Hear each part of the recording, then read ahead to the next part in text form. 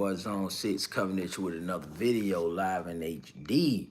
All right, so today we're gonna cook on the Stephen A. Smith and the LeBron James issue that seems to be going around. That's a hot topic in sports. Just to give you a public service announcement, that's gonna be the main event topic. But I am gonna give you a couple of co-main events and a couple of preliminary topics that I might want to brush up on and talk to before I get to the primary topic of conversation, which is Stephen A. Smith and LeBron James, and my takes just from a sports fan and a person who consumes the product of sports. So I'm gonna start by saying this. I'm gonna finish up on this Earl Spence Jr. thing and this is he a Hall of Famer or not? Based on an interview that Terrence Crawford recently participated in. We got a lot of people that agree or disagree and got their opinions and thoughts on it, whether Earl Spence is a Hall of Famer or not. Y'all already know my stance. Just to clean it all the way up, just to edge up my final position on it, and that is that absolutely Earl Spence is not a Hall of Famer. Could he be? Could he go and maybe rematch Terrence Crawford? Is there a path for Earl Spence Jr. to be a Hall of Famer? Absolutely. And I think sometimes people get things conflated. Is there always a path? Are we saying, and am I saying that Earl Spence's window of opportunity to become a Hall of Famer is closed? Absolutely not. Could he bounce back, come back, make some things happen, break some records, shake some things down, and revamp himself and have a second leg of his career to become a Hall of Famer? Oh, absolutely. Anybody can do that. Is it plausible? Do I see it happening? Probably not. You know what I'm saying, in my opinion, based on the character of Earl Spence and based on who he is and what I've seen thus far from his career. He lacks the discipline to warrant Hall of Fame merit. If you want to at least make the Hall of Fame, now if you want to be a boxer and you want to make some money and you want to say I was pro, or you want to say I accomplished X, Y, and Z as a professional boxer, I did something with myself other than a 9 to 5. I was a world-class athlete on a high level, and you want to flip that into coaching, you want to flip that into opening up business, and you want to be a guy who was a skilled boxer and a former world champion, that may be where Earl Spence wants to land. And that's perfectly fine. He's done well for himself. But for the Hall of Fame, the standard is a little bit higher when it comes down to athletics. Now, I do understand in the world of boxing that the Hall of Fame standard is extremely low according to most historians and most of the long-term fans that have been watching boxing since the 70s or in the 60s or even the 50s, right? There's been a shift in standard across all athletic planes, though, to be quite honest, which is not just boxing. So we're not just going to pick on boxing all the time. There's a lower standard for as basketball and football. The standards in the bar are a lot lower for what we consider to be the classic Hall of Fame standards across all sports, right? Okay, it's a lot friendlier. It's a lot more inviting. This is the era of participation trophies. Generation Z, they're becoming adults now. Generation Alpha is next. And this is the generation that came up on getting participation trophies. Us as millennials, Generation X, the previous generations, we didn't get participation trophies. You hurt yourself, you drink some water, you tough it out, you thug it out. It is what it is. So things shift with times, and that's respectable, right? So even in boxing, that trickles down to boxing, right? Things are a lot safer, a lot easier. It's more about the personalities, the media, the cachet, the netting of monetary value off of a personality in a particular boxer as a brand, which is respectable because you do want to make money off your brand. So when it comes down to Earl Spence, and we're talking about boxing, we'll get to Stephen A. Smith and LeBron James. We're talking sports here, and we're cooking on those subject matters there. So Earl Spence, in my opinion, because the standard is low, could he flip into a Hall of Fame? Could he get into the Hall of Fame? Is there work to be done? Absolutely so.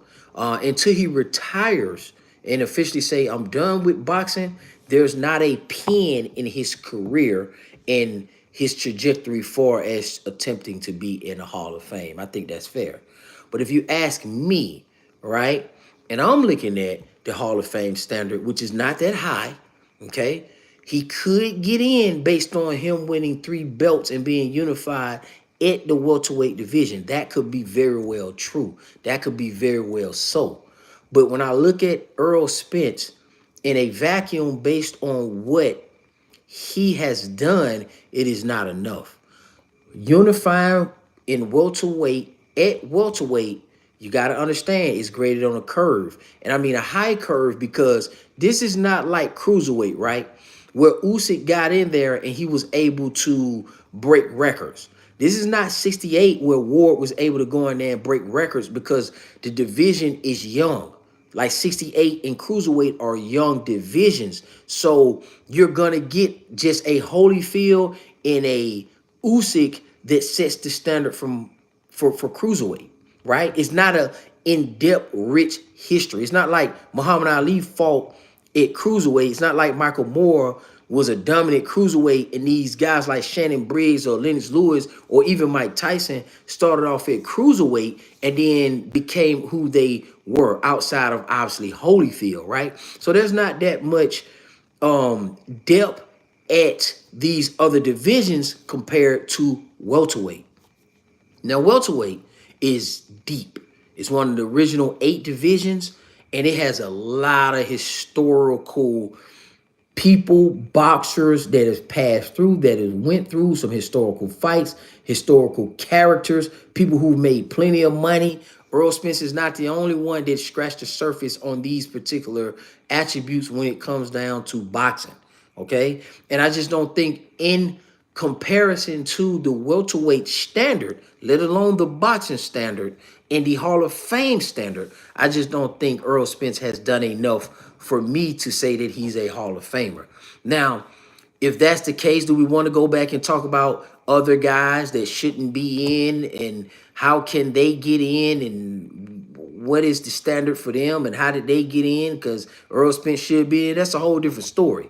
But in a vacuum, Earl Spence is not a Hall of Fame boxer to me. He hasn't done anything significant outside of what he's supposed to do, which is his job, which is get the victory, pick up the titles, fight the people that's in front of him, and then take advantage of a good manager in Al Heyman and a good product, which is the PBC. And he done well for that. That's not enough to be in the Hall of Fame, okay?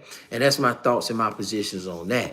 And we'll leave that where it's at, because there's not really much to debate about. We already understand that he got stopped by Terrence Crawford. He fought Danny Garcia. You could argue if Danny Garcia is even a Hall of Fame. He just got brutally stopped by Lara, okay, who is probably going to be in the Hall of Fame. That's a conversation for another day. Sean Porter may not even make the Hall of Fame, but Sean Porter could, based on his podcasting and his contributions in the media, coupled with himself as a fighter, right? And his accomplishments at welterweight and what he's done as a world champion. Because of his media presence, that's always a path that you could take as well, too. Keith Thurman is not a Hall of Famer either. Keith Thurman just got back on a good foot. I mean, he just got back into boxing. We know he was injury-plagued, injury-riddled, and he's been a big disappointment up until this point. So, all in all, PBC, no offense and no disrespect, the PBC welterweight class, although they had some thumpers in there and they had some entertaining mix-ups, I just don't think it raises or rises to the level of Hall of Fame. None of them. I think they were good fighters, and I think that Terrence Crawford came out on top of all of that, and he was a top-ranked boxer, and that's just how it flows. And then Sean Porter, let me take away Sean Porter, but Mayweather and Pacquiao never like relinquished their aura to these new guys, right? I know Ugas beat Pacquiao, but Pacquiao had already got dusted by Mayweather, right? Mayweather had already got the victory over that. So Mayweather got out the game unscathed. So there was no passing of glory or a torch to these new welterweights like the Thurmans and the Porters or anything like that. There was nobody to do that. Like Lennox Lewis. Lennox Lewis fought Klitschko. Big Klitschko. We're talking about Vitaly. But Lennox Lewis shut the door on that for these new heavyweights because he beat Klitschko and retired. And that separated Holyfield, Bo, Tyson, Bone Crusher, Tony Tucker, that Weaver, all of those guys from Klitschko, the Tyson Furies, the Deontay Wilders, the Areolas, the Brocks, you know what I'm saying, the Briggs and all them kind of guys like that. They kind of bled over into the Klitschko era. Lennox Lewis closed the door on that, not allowing guys to get off on the old Hall of Famers. They had to establish a new lineage and a new bloodline within the belts. That's what the Klitschko's had to do. So in Mayweather's case, he did not allow anybody to establish anything off of him at the historical weight class of welterweight, right? Even though we get on him and we say he should have fought Kell Brook, I mean, that's tomato. Floyd Mayweather didn't necessarily do that, and he wasn't obligated to do that. But no one beat Floyd Mayweather at welterweight, so there had to be a new established run of welterweights, and Terrence Crawford cleaned that up pretty fast. I mean, he cleaned it up pretty fast, right? I mean, it didn't take long from Pacquiao getting dusted by Mayweather and then us figuring out these new welterweights and then it bleeding over and rolling over into Crawford becoming undisputed. So it just wasn't much there, quite honestly. It just wasn't much there. Marquez had retired, so forth and so on. You guys get the point. All right, so that's my preliminary thoughts on Earl Spence. He's not a Hall of Famer. Wasn't any value in him because of the car wreck, because of his decline, his lack of discipline. And Crawford came in prime, souped up, as much glory as you could get to beat Terrence Crawford. He was in his prime. There wasn't no excuses. Earl Spence did not match that because he wanted to go a different route and because of his lifestyle choices. So no matter how much we talk about the car wreck, no excuses. It's just a reality of it. And he didn't meet up to his end of the bargain and come in there as the prime Earl Spence. Physically, as we know, there was definitely decline within Earl Spence. But bravo Zulu to him for coming back, battling back, biting down on his gum shield, letting his nuts hang, and then trying to get back in there against your Danny Garcias and stuff like that. But he did take the easy road. It did cost him. And he wasn't all the way in his prime. Therefore, physically, I don't think there was much value in Earl Spence as opposed to the belts. I think the undisputed in the performance that Terrence Crawford had, those were more valued than Earl Spence himself. Okay? That's just let's say that again. I think the undisputed record, 4-belt era, welterweight, never been done before. Everything's on the line. Terrence Crawford was a pound-for-pound guy previously, undisputed at 140, trying to clean up 147.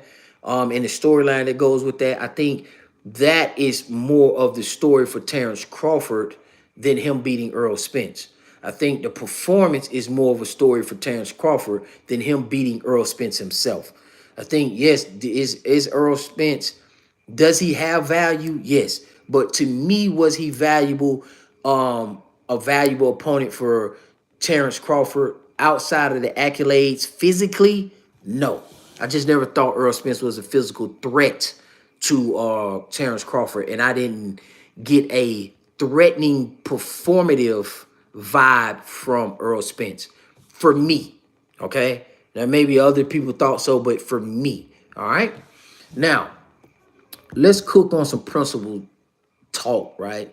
The Stephen A. Smith, we switching to basketball. This is the primary subject of today's brief podcast. I'm going to get in and get on out the way. All right, so, man, let me say this about Stephen A. Smith. I like Stephen A. Smith. I think that Stephen A. Smith is a brother who has put in his work. He's the example of hard work and dedication in the media. I think Stephen A. Smith may probably be one of the greatest sports personalities and journalists of all time. I think Stephen A. Smith, in his career field, in his field of study, which is journalism, okay, I think he's higher ranked in his field of study and is a greater contributor to his field of study than LeBron James is overall. So we're comparing apples to oranges, right? But we're talking about careers right now. Then we're going to get into the specifics. Stephen A. Smith is better at his job than LeBron James is at his job. That doesn't mean neither one of them are bad. I'm saying both of them are apex performers at their fields. LeBron is obviously great at basketball. That's his field. That's his trade. Stephen A. Smith is obviously a journalist, sport analyst, and he's the apex at his top of his field. So Stephen A. Smith is not a guy that's going around here like Skip Bayless, that's hating on people, BSing, just saying hot takes. He's not even really Shannon Sharp when it comes down to media because, although Shannon Sharp has played, Stephen A. Smith, this has been his field of study for quite some time, and that has to be respected. Now, when LeBron James pulled up on Stephen A. Smith, okay, that's their business. Cool. But it's out in the media for us to see, right? So we get to talk about it. That's how free speech works. I think that was a sucker move. I think LeBron James ran up on LeBron James, the same age as me. LeBron James is 40 years old. He born in 84, just like me. Graduated 03, just like me. Okay, so I grew up hearing about LeBron James and him being like a peer of mine, graduating in the same class. It wasn't that big of a deal, right? So here's the issue. I don't believe in someone running up on a guy who's that senior to them and over something petty and minute as basketball conversation. Now, I know somebody try to flip this and turn this into something that is not, and I get it if that's your interpretation, but I just don't think that Stephen A. Smith was out of pocket, but I can understand that it could be out of pocket to some based on your interpretation. Does that make sense? Okay, so my thing is this, is that LeBron James' son is just not good. Okay, his son is just not good at basketball. To me, he's not a product that I watch. And I'm speaking from a position of being a consumer of sports. A lot of people got this issue with people's giving their opinion, and they're in the media, and they have something against free speech, and they have something against people critiquing the product in which they purchase. You can't tell me as a basketball watcher and a contributor with my dollars who go to basketball games, who pay the NBA, who contribute to your salaries and your overall economic growth and development.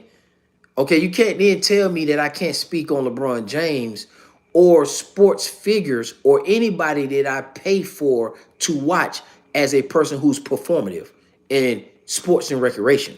Okay? I don't know where this audacity and this arrogance and this cockiness is coming from these athletes, where they think that no one can say anything to you. Now, there's a level of protection and respect that should be put in place, because nobody shouldn't be able to just do stuff, throwing eggs and humiliating, getting those getting issues or having issues with athletes or having problems with athletes. You should be able to beat on athletes and misuse and abuse athletes. That's not what we're saying. And of course, morally and ethically, should some writing and some commentary be off limits in regards to maybe a conversation about a sports figure? Maybe, maybe not. I'm not sure. Okay, that's up to you to decide. But for me, I just don't think it's cool that you're 40-something years old, you're a basketball player, and then your reaction is to run up on Stephen A. Smith, who's a sports writer, when we've seen you fold and buck down and play like you wanted to fight people on the court. Okay, and you act like you was woofing and huffing and puffing and shaking your head like, ooh, man, LeBron, you're not gonna do anything. You're the face of the league. You're a cookie cutter. Act accordingly. You're not that guy. You've been playing basketball all your life. You've been rich all your life. Okay, you've been one of the most clean cut guys in the league that we've known in recent time. We give you credit, we pay you respect, but you are a product that we are watching. Okay, you're not reduced to a product. You are human, but let's get it. Let's keep it all the way a buck. I don't know this guy. This guy ain't never contributed nothing to my life at all. I've probably contributed more to his life than he has to mine. And same thing with all the other fans. Like these sports figures get beside themselves. So it's like it's this hate and this jealousy because of social media and because people have the power to talk, i.e. just an example, your Dr. Ben Umars and these conscious guys and these Kasanat and all these TikTokers, it's like the athletes and the rappers are starting to hate because they got popular through performative gestures. And now that the world know that social media exists, other people have a voice that's really popular and that's in the streets, and you can get on here and speak your opinion on the tube or on TikTok, and you could go viral and you could become somebody. So it's like there's this level of jealousy that I'm starting to notice, in my opinion, with these world-class athletes and these rappers and these entertainers, because they think that they're entitled to popularity because they're pushing a physical product. And they look down on people who speak and critique on that product that they're producing. And they're mad because now we can interconnect with each other. And now I can shout out and I can look at Blood Boxing. I can look at Charleston White. I can look at Lil Woody and be entertained and listen to those guys. I can look at Stephen A. Smith. I can look at Skip. Not saying you got to necessarily like those guys. I'm just giving you an example. So Stephen A. Smith has earned his way. He got a successful podcast, and I think he's a well-to-do guy, and I think he's solid when it comes down to sports media, sports writing, in my opinion. I don't agree with everything he says, and I would challenge him on a lot of his position, but I think he's very good at his job.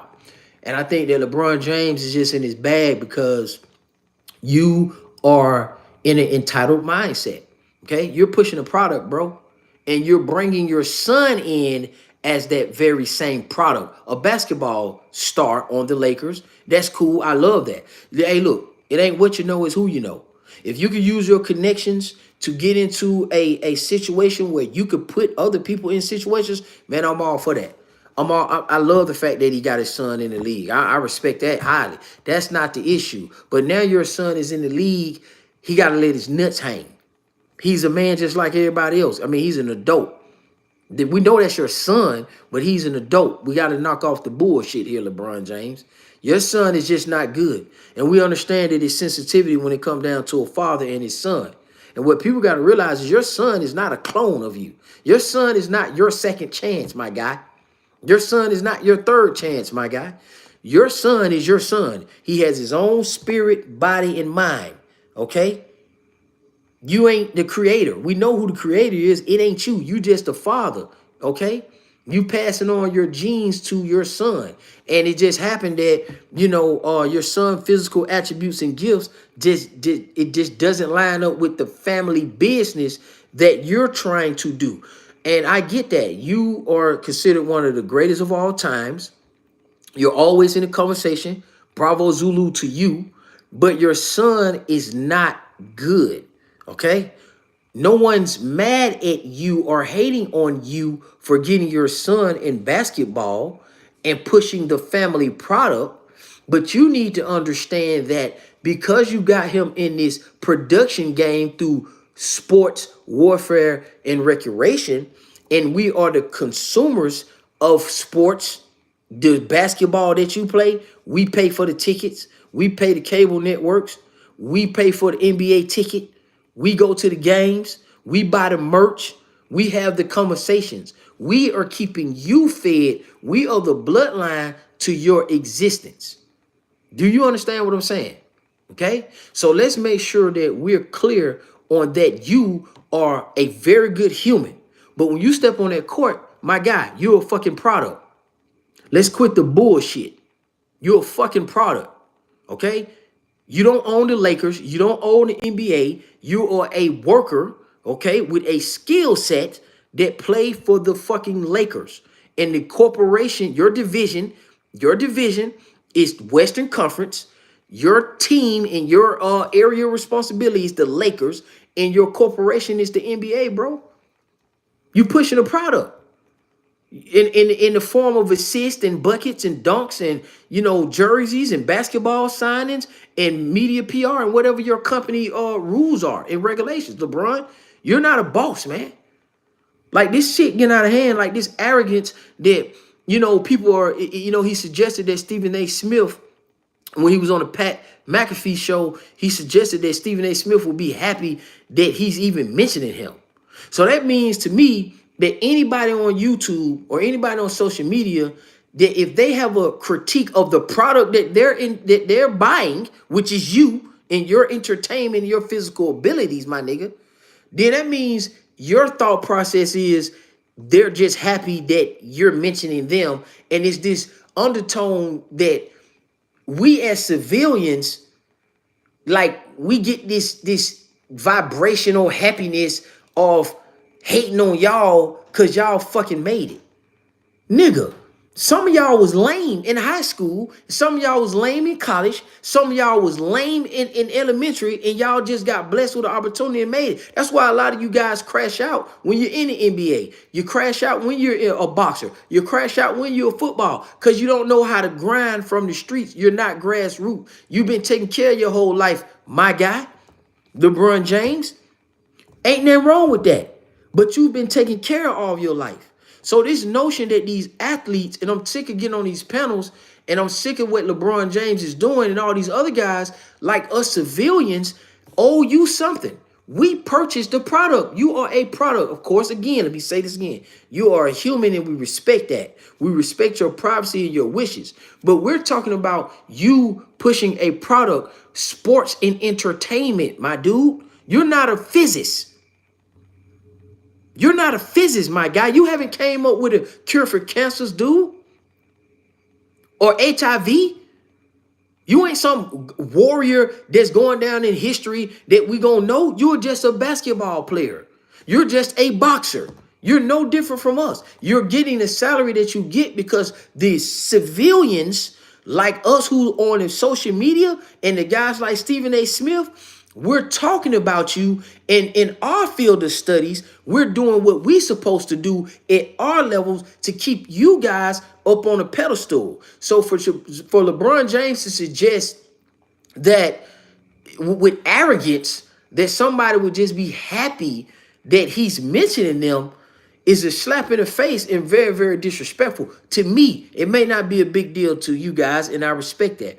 But to me, these boxers, these athletes, they're getting beside themselves. That's why these video vixens and these thoughts are running you guys through the cleaners. That's why a lot of you guys are up at Diddy's parties getting yourself violated. That's why you guys are getting your brains blowed out because you're trying to hang out at dice game and you're a rapper. You're trying to do this and do that, and you're not that, my guy. You guys have made it to the pinnacle of the next level. You got a product that you push. You need to sell that good and services and get your behind on the court and do what you got to do. Or lace the gloves up. Or go out there and work on your passing game and your catching game or your block game. Or your pitching game. All right? So this arrogant notion that Stephen A. Smith is taking pleasure in you mentioning his name is ridiculous. Your son suck. It's the bottom line. Your son is trash.